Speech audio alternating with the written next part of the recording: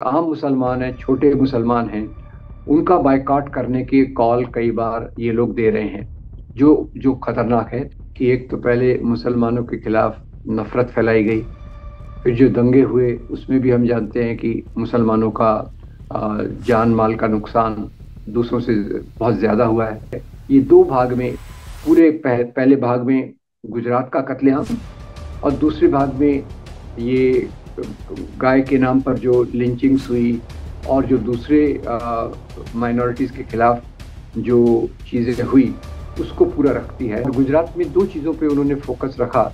एक तो वो जो 27 फरवरी की शाम की मीटिंग, जिसमें कहा जाता है कि नरेंद्र मोदी ने अपने टॉप ऑफिसर्स को कहा हिंदू प्रक्रिया को आप मत रोकें, यानी आप कोई एक्शन ना करें। दूसरे, हरेन पंड्या ने भी दावा किया था कि वो इस मीटिंग में थे, कि हरेन पंड्या की भी का भी मर्डर किया गया है। एक है जनरल जमीरुद्दीन शाह। जनरल जमीरुद्दीन शाह, उनको भेजा गया था आर्मी को लेकर, और 27 फरवरी की रात को ही ये अहमदाबाद पहुंच गए थे। पहुंचते ही ये नरेंद्र मोदी के घर गए, और वहाँ उन्होंने कहा कि हम लोग आ गए हैं, और यहाँ हमको स्थानीय मदद कीजिए ताकि हम दंगों की रोकथाम में मदद कर सकें। तो जनरल साहब लिखते हैं, और उन्होंने इस बात पे बयान भी दिया है कि 3 दिन तक उनको कोई मदद नहीं मिली, और आर्मी 3 दिन तक एक्शन नहीं कर सकी। और बाबू बजरंगी ने उस दिन कहा था, उसमें कहा था कि हमें 3 दिन मिले हैं और हमको 3 दिन में वनडे मैच खेलना है।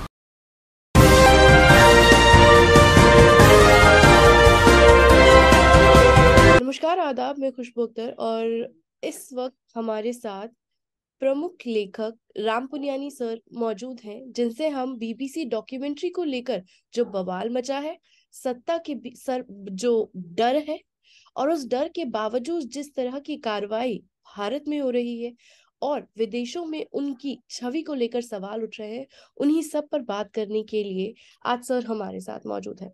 सर, बीबीसी डॉक्यूमेंट्री जिस तरीके से रिलीज हुई और सीधा तौर पर देश के प्रधानमंत्री और उस वक्त के चीफ मिनिस्टर रहे नरेंद्र मोदी जी की छवि को लेकर सीधा सवाल उठते हैं, और उसी के साथ साथ मुसलमानों पर हमला, वहीं से बात शुरू होती है और वहीं पर बात खत्म होती है। कैसे देखते हैं आप? देखिए, ये बीबीसी डॉक्यूमेंट्री जो है, ये तो आप लोग सब जानते ही होंगे कि पहले उसका पार्ट 1 को बैन कर दिया गया था। ट्विटर, फेसबुक, सब लिंक्स को इंस्ट्रक्शंस दिए थे कि इसको बैन किया जाए। उसके बावजूद इसकी लिंक पहले कहीं आ चुकी थी, कई लोगों ने डाउनलोड किया और लोगों ने देखा। और ये मुझे पता नहीं कि पार्ट 2 को बैन किया गया है या नहीं, पर पार्ट 2 भी कल रिलीज हुआ। और तीसरी बात ये है कि जेएनयू में जब ये डॉक्यूमेंट्री का स्क्रीनिंग चल रहा था, तो उसको रोकने के लिए पूरा जेएनयू को वहां से पूरा पावर स्टॉप कर दिया गया, जी। ताकि वो, तो सरकार की कोशिश ये है कि ये डॉक्यूमेंट्री को लोग न देखें। और आज इंटरनेट के ज़माने में ये थोड़ा मुश्किल है। और क्या है कि पहले तो लोग लिंक पहले ही आ गई थी, कई लोगों ने पहले देख लिया था।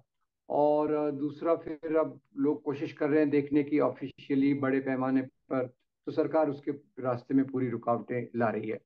और मैं ये कहना चाहूँगा कि ये बीबीसी की डॉक्यूमेंट्री में बहुत ज़्यादा कुछ नया नहीं है। ये बात आपको बता दूं, जो चीज़ें हम पिछले 15-20 साल से जानते हैं, ये उसी को एक सिलसिलेवार तरीके से, एक जो जर्नलिस्टिक पॉइंट ऑफ व्यू, जो पत्रकारिता के उच्चतम मानदंड को ख्याल रखते हुए, उन्होंने पूरे एक कहानी को, पूरी घटना को सिलसिलेवार ढंग से प्रस्तुत करने की कोशिश की है। और उसका जो पार्ट 1 था, पार्ट 1 मुख्य रूप से गुजरात पे था। और गुजरात में दो चीजों पे उन्होंने फोकस रखा। एक तो वो जो 27 फरवरी की शाम की मीटिंग, जिसमें कहा जाता है कि नरेंद्र मोदी ने अपने टॉप ऑफिसर्स को कहा कि अभी हिंदू प्रतिक्रिया होने वाली है, और हिंदू प्रक्रिया को आप मत रोकें, यानी आप कोई एक्शन ना करें। अब इसके बारे में भी पहले से, जैसे आप जानती हैं कि जो खास तौर से ये पुलिस ऑफिसर हैं, संजीव भट्ट, वो उनको वो जेल में है इसके लिए। और दूसरे उन्होंने भी ये रिटर्न एफिडेविट में दिया था। और दूसरे हरेन पंड्या ने भी दावा किया था कि वो इस मीटिंग में थे। और क्योंकि वो होम मिनिस्टर थे, तो वो बाद में आप जानती होंगी कि सब जानते हैं कि हरेन पंड्या की भी का भी मर्डर किया गया है। तो ये दो बातें एक तरफ है।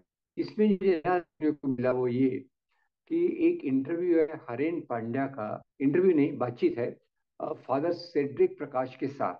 फादर सेड्रिक प्रकाश जो गुजरात के मानवाधिकार कार्यकर्ता हैं, हरेन पंड्या बताते हैं कि वो मीटिंग में मैं मौजूद था।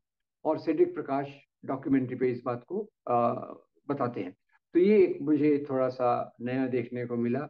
और फिर दूसरी बात मैं इसमें एक ही जोड़ दूं, 3 दिन की जो घटना है उसको कोई सिद्ध नहीं कर सका। सुप्रीम कोर्ट तक उसको सिद्ध नहीं हुई। तो एक तो इस पे ये फोकस है। पर यहाँ मैं अपनी तरफ से एक जोड़ दूं कि ये जो 3 दिन वाली बात है उसमें दो और एविडेंसेस हैं जो शायद इस डॉक्यूमेंट्री में ज्यादा रखे जा सकते थे। एक है जनरल जमीरुद्दीन शाह।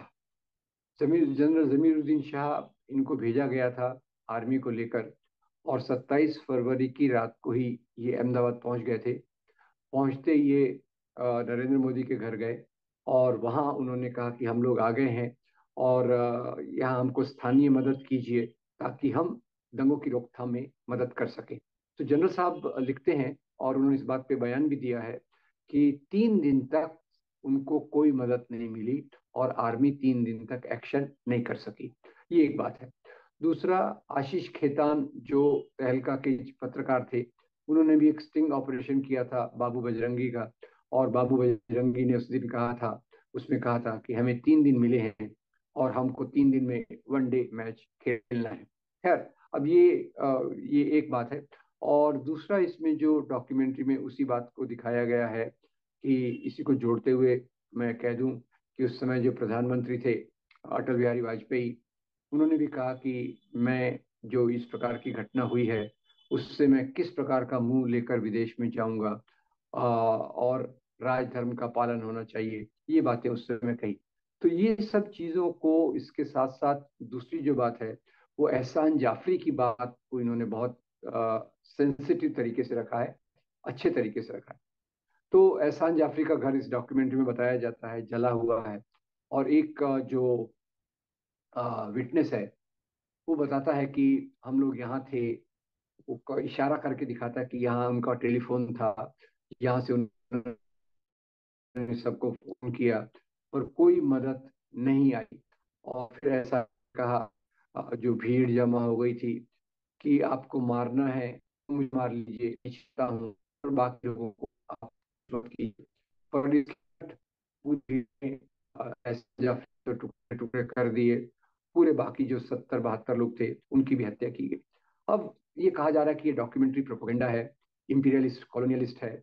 तो उसमें मैं एक शंका की बात ये आती है, क्योंकि बीबीसी का जो दुनिया में रेपुटेशन है, उनकी जो इज्जत है, पत्रकारिता के बहुत बड़े मानदंड उन्होंने रखे हुए हैं। और इसमें उन्होंने दोनों प्रकार के लोगों का इंटरव्यू लिया है। एक जो प्रो बीजेपी है, जैसे स्वपन दास गुप्ता का इंटरव्यू बार बार आता है, एक दूसरे सज्जन का भी आता है। और इधर जो जो इसके आलोचक हैं, उनके भी इसमें जैसे आकार पटेल है, अरुंधति रॉय है, उनके भी इंटरव्यू के पीसेस को उन्होंने लिया है। तो मुझे लगता है कि ये जो सच्चाई है, और इसमें मैं कहना चाहूंगा कि राहुल गांधी ने बिल्कुल एक मार्के की बात कही। उन्होंने कहा कि हमारे धर्म ग्रंथ भी कहते हैं कि सच्चाई को छुपाया नहीं जा सकता। तो ये तो पार्ट 1 हो गया। अब पार्ट 2 में भी देखें तो वही बातें जो बाद में चली। एक तो वो गाय बीफ के नाम पे जो लिंचिंग हुई, उसका बहुत दर्दनाक वर्णन इसमें किया गया है कि कैसे किसी भी छोटे छोटे आरोप पे ये लिंचिंग हुई। और बाद में तो खैर इसकी रिपोर्ट भी आई। इंडिया स्पेंड की रिपोर्ट ने बताया कि करीब 100 लोगों की लिंचिंग हुई, उसमें 90 मुसलमान थे। और ये सब प्राय जो हुआ 2014 के बाद हुआ। तो मुद्दे की बात यह है कि इस पे उंगलियां बहुत उठाई जा रही हैं कि ये कॉलोनियल माइंडसेट है। पर बीबीसी का जो एक अपना रेपुटेशन है पत्रकारिता में, वो एक निष्पक्ष रूप से करने की कोशिश करते हैं। खैर, उसमें भी उसमें भी आलोचना तो की जा सकती है।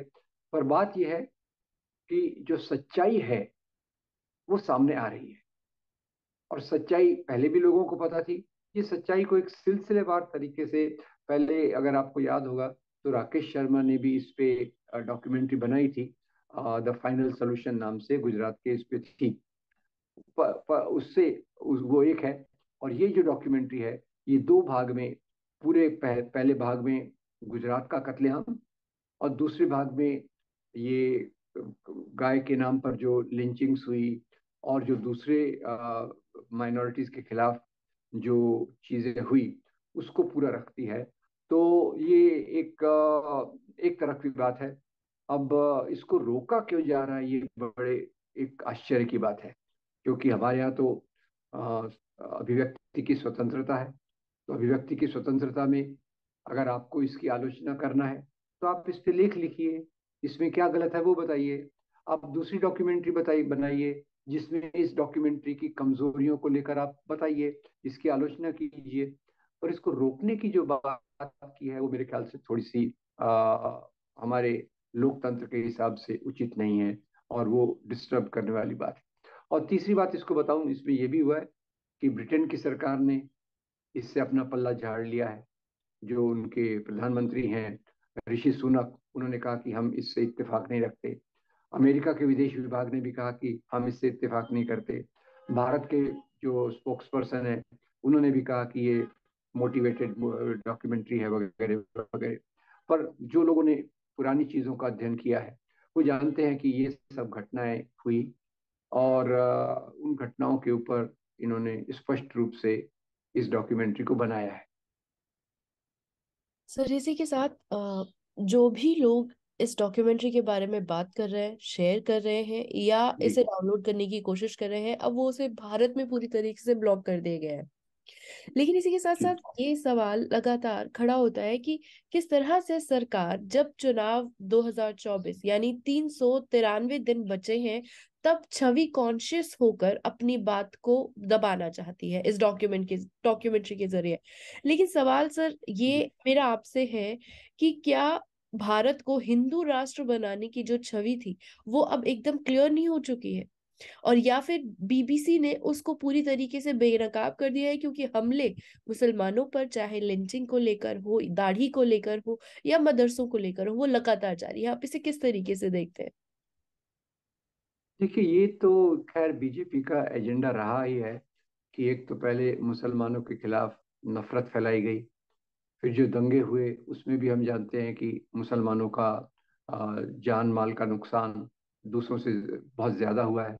और जहाँ तक हिंदू राष्ट्र का सवाल है, उसमें अभी तक तो खैर मुसलमानों का जो उन पे जो अत्याचार हुए वो तो दिख रहे हैं। दूसरा जो शुरू हुआ है वो इस डॉक्यूमेंट्री में नहीं आता है, वो है क्रिश्चियंस पर हमले। आपको याद होगा, पेस्टर स्टेन्स को जलाया गया, कंधमाल में हिंसा हुई, और अभी भी छोटे छोटे पैमाने पर हिंसा जगह जगह हो रही है। तो ये इनके बीजेपी के एजेंडा में फिट होता है। और अगले चुनाव में कई लोग तो कहते हैं कि इस प्रकार की डॉक्यूमेंट्री से बीजेपी को चुनावी फायदा भी हो सकता है। क्योंकि जो पोलराइजेशन के कारण कुछ लोग बोलेंगे, देखो भाई, ये तो वास्तव में हिंदू राष्ट्र का एजेंडा ला रहे हैं। तो ये सब चीजें मिली जुली हैं। पर मुख्य रूप से एक और जो प्रक्रिया देखने को मिल रही है, वो ये कि जैसे हैदराबाद सेंट्रल यूनिवर्सिटी हो, जेएनयू हो, दूसरी जगहों पर हो, जो नई जनरेशन के लोग हैं जिनको शायद ये बातें नहीं मालूम होगी। अब हमारी जनरेशन के लोगों ने तो इसको देखा है, कंटिन्यूअसली फॉलो किया है, तो उनके लिए शायद ये नई बात हो। और इसलिए सरकार चाहती भी है कि उसको रोका जाए। पर उसके एजेंडा में एक तरफ ये पूरी तौर से फिट होता है कि जो इसमें ये डॉक्यूमेंट्री एक प्रकार से हमें हमारा शीशा दिखाती है। It's a mirror to our society, कि हमारा समाज किस प्रकार से बन गया है, क्या इसमें हो रहा है। सर आपको लगता है कि 2024 के चुनाव में भारतीय जनता पार्टी को इस डॉक्यूमेंट्री की वजह से नुकसान होगा?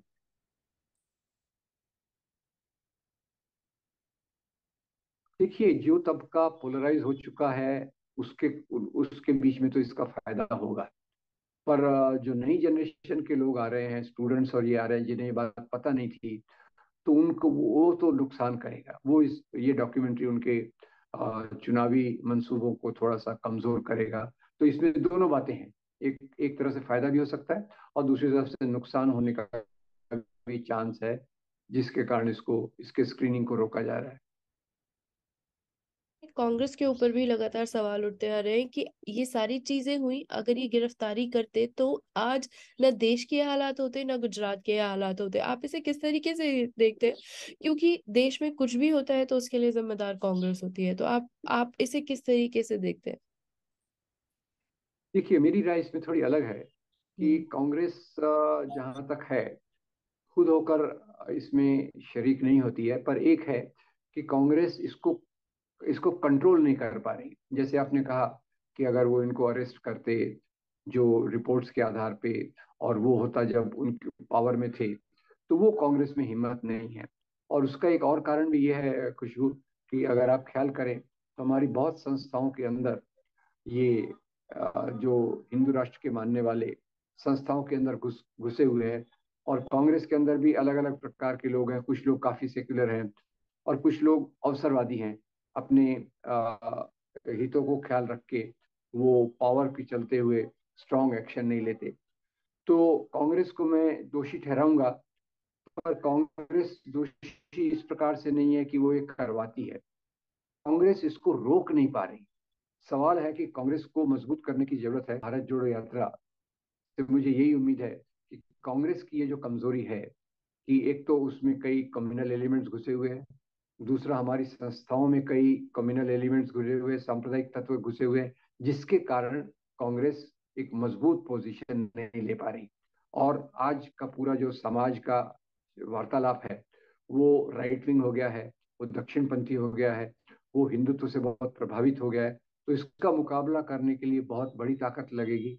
और उसमें ये जो भारत जोड़ो यात्रा की पहल है, वो मेरे ख्याल से आगे चलकर एक मजबूत शक्ति के रूप में उभर सकती है, जिससे हम इनको रोक सकें।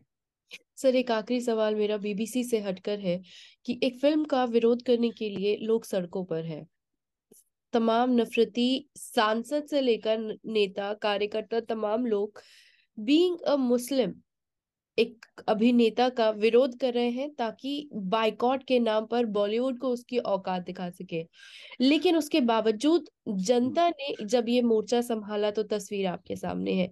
लेकिन इस तरीके से हर बार हर किसी चीज का विरोध सिर्फ इसलिए होना क्योंकि वो मुसलमान है, तो आप इसे किस तरीके से देखते हैं? खुशबू, ये आपकी बात सही है कि एक तो शाहरुख खान और बॉलीवुड, खैर उनके तो आर्थिक परिस्थिति में कोई फर्क नहीं पड़ेगा। पर जहाँ तक आम मुसलमान हैं, छोटे मुसलमान हैं, उनका बायकॉट करने की कॉल कई बार ये लोग दे रहे हैं, जो जो खतरनाक है। और ये भी उसी का एक भाग है कि एक मुसलमान की फिल्म है तो उसको बायकॉट करने के बहाने निकालो, बिकिनी के कलर के आधार पे। जबकि उसी कलर में कई दूसरे ऐसे अभिनेता हैं जिन्होंने इस प्रकार के काम की हुई है। तो मुसलमानों के व्यवसाय को बायकॉट करके उनको और अंधेरे में ढकेलने की ये कोशिश है, जो मेरे ख्याल से उचित नहीं है।